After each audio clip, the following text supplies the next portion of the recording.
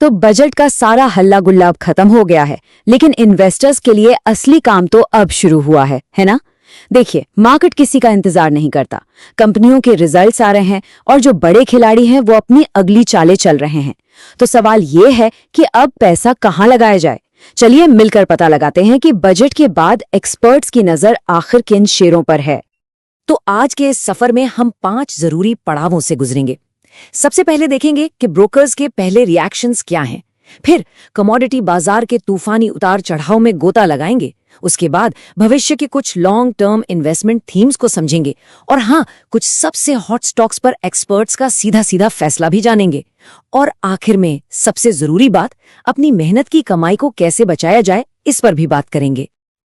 यही वो एक सवाल है जो इस वक्त हर इन्वेस्टर के दिमाग में चल रहा है। बजट का असर अब धीरे धीरे कम हो रहा है, तो अब क्या करें? कौन सी स्टॉक्स यहां से उड़ान भरेंगे और कहां पर खतरे छिपे हैं? चलिए सीधे इन सवालों के जवाब ढूंढते हैं। तो चलिए सबसे पहले हिस्से से शुरू करते हैं। देखते हैं कि बजट के बाद जो कंपनियों के नतीजे आए हैं उस पर बड़े बड़े ब्रोकरेज हाउस क्या कह रहे हैं। ये आप कह सकते हैं पहले संकेत होते हैं जिन पर पूरे बाजार की नजरें टिकी होती हैं। तो जरा स्क्रीन पर नजर डालिए। ये हैं टॉप ब्रोकर्स के पहले रिएक्शंस। CLSA, JSPL और GETND को लेकर काफी पॉजिटिव दिख रहा है। उन्हें लगता है ये मार्केट से बेहतर परफॉर्म कर सकते हैं। वहीं IDFC फर्स्ट बैंक और नेस्ले पर होल्ड की सलाह है, मतलब देखो और इंतजार करो वाला सीन है। लेकिन दिलचस्प बात यह है कि मॉर्गन स्टैनली ने बजाज ऑटो को अंडरवेट रेटिंग दी है। शायद उन्हें फ्यूचर की डिमांड या बढ़ते कंपटीशन की कोई चिंता है। इससे हमें मार्केट के मूड का एक पहला अंदाजा तो मिल ही जाता है। अच्छा, अब चलते हैं उस सेक्टर की तरफ जो किसी रोलर कोस्टर राइड से कम नहीं है, कमोडिटीज। यहाँ किस्मत जितनी तेजी से बनती है उतनी ही तेजी से बिगड़ भी जाती है। तो देखते हैं कि एक्सपर्ट्स इन लहरों पर सवारी करने की क्या सलाह दे रहे हैं।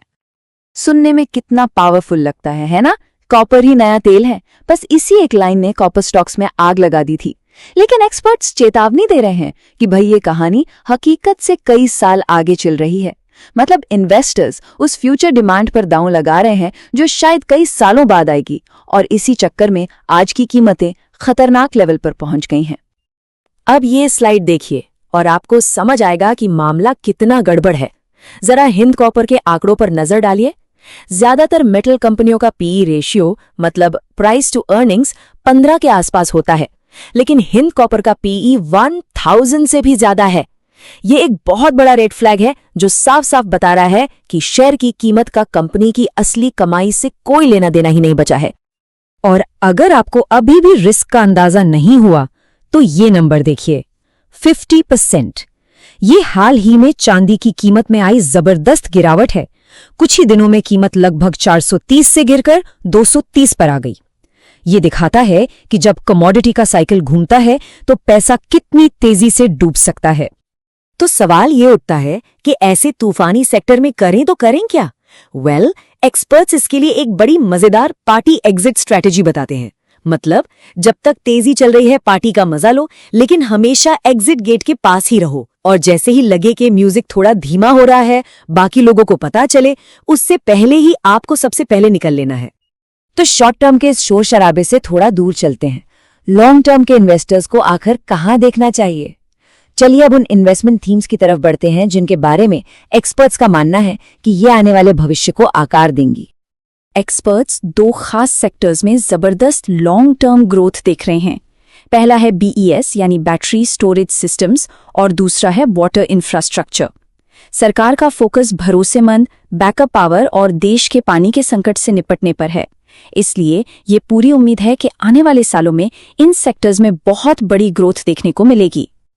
चलिए अब आते हैं उस हिस्से पर जिसका शायद सबको इंतजार था, उन शेयरों पर सीधा और साफ फैसला जिन पर इस वक्त सबसे ज्यादा बातें और ट्रेडिंग हो रही है।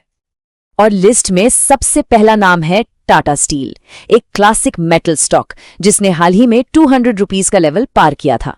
तो सवाल ये है कि इस लेवल पर क्या करना चाहिए? खरीदें, बेचें या इंतजार करें? तो एक्सपर्ट्स का वर्डिक्ट बिल्कुल क्लियर है। टाटा स्टील में अभी नया पैसा लगाने से बचें। वैल्यूएशन बहुत ज्यादा है और रिस्क रिवॉर्ड आपके फेवर में नहीं है। हाँ, अगर आपके पास ये शेयर पहले से है तो होल्ड कीजिए, लेकिन अपनी कैपिटल को बचाने के लिए 175 रुपये पर एक सख्त स्टॉप लॉस जरूर लगा लीजिए।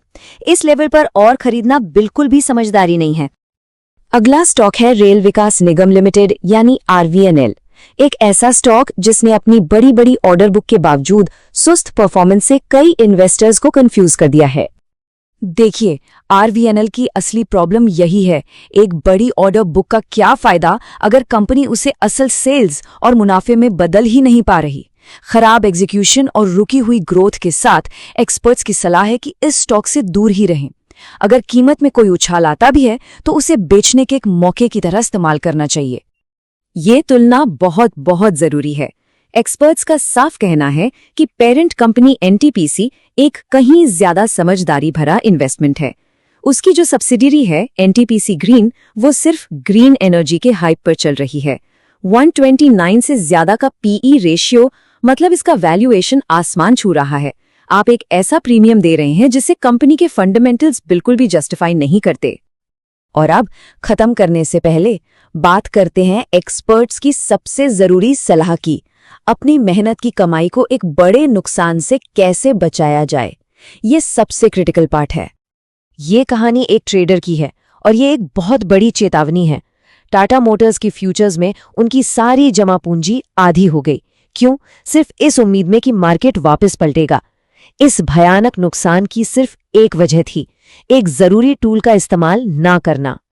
तो असली मुद्दा है स्टॉप लॉस को समझना। ये एक तरह का ऑटोमेटिक सेल ऑर्डर है, एक सेफ्टी नेट जो आपकी ट्रेडिंग स्ट्रैटेजी को आपके सबसे बड़े दुश्मन से बचाता है, यानी आपकी अपने भावनाओं से। ये उम्मीद और डर को एक छोटे कंट्रोल किए जा सकने वाले नुकसान को एक बड़ी तबाही में बदलने से रोकता है। हर ट्रेडर के लिए ये एक नॉन नेगोशिएबल टूल है। एक्सपर्ट्स ट्रेडिंग के इन दो महापापों के खिलाफ सख्त चेतावनी देते हैं। एक खराब सौदे में और पैसा डालना या नुकसान को आगे बढ़ाते जाना, ये तबाही को सीधा सीधा बुलावा देना है। हमेशा बेहतर यही होता है कि एक छोटा नुकसान मानकर आगे बढ़ जाएं, बजाय इसके कि आप उसे हाथ से निकलते हुए देखते रहें। और आखिर में ये सबसे जरूरी सवाल है जो हर किसी को खुद से पूछना चाहिए। क्या आपका इन्वेस्टमेंट एक मजबूत बिजनेस में है या आप सिर्फ एक कहानी और हाइप के पीछे भाग रहे हैं? यही एक सवाल है जो आपको बाजार के शोर से असली मौकों को अलग करने में मदद करेगा।